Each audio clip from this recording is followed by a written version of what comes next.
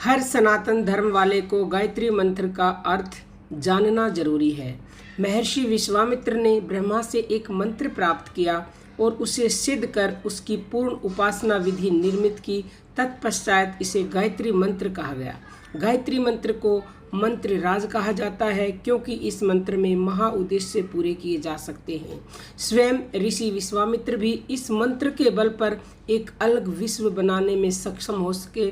बड़े बड़े ऋषि मुनि भी अपने जीवन में गायत्री मंत्र को उतारने का प्रयास करते हैं।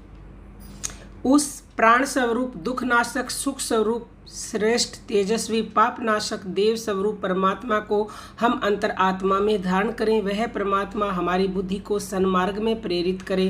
प्रणव ओम का संदेश है। परमात्मा सभी प्राणियों में समाया हुआ है, इसलिए निष्काम भाव से सभी के प्रति समर्पित होकर कर्म करो। भू का संदेश है। शरीर अस्थायी औजार मात्र है, इस पर अत्यधिक आसक्त न होकर आत्म बल बढ़ाओ। श्रेष्ठ मार्ग का अनुसरण करो।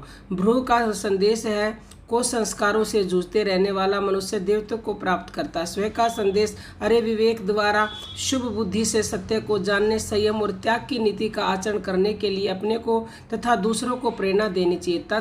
तत् शब्द का संदेश है। वही बुद्धिमान है जो जीवन और मन के रहस्य को जानता है, भय और आसक्ति रहित जीवन जीता है। सवितु को शब्द का संदेश है। मनुष्य को सूर्य के समान तेजस्वी होना चाहिए। वरेण्यम शब्द का संदेश है। प्रत्येक को श्रेष्ठ देखना, श्रेष्ठ चिंतन करना, श्रेष्ठ विचारना, श्रेष्ठ कार्य करना चाहिए।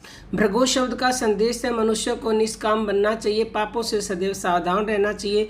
देवशव का संदेश है। देवताओं के समान शुद्ध दृष्टि रखने से, परमार्थ कर्म में निरत रहने से मनुष्य के भीतर और बाहर देवलोक की सृष्टि होती।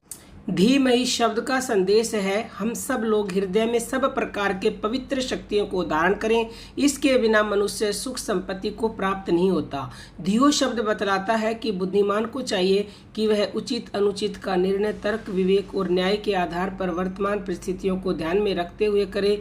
योनः पद का तात्पर्य है हमारी जो भी शक्तियाँ व साधन हैं उनकी न्यून से न्यून भाग को ही अपनी आवश्यकता के लिए प्रयोग में लाएं। शेष निस्वार्थ भाव से असमर्थों में बांट दें।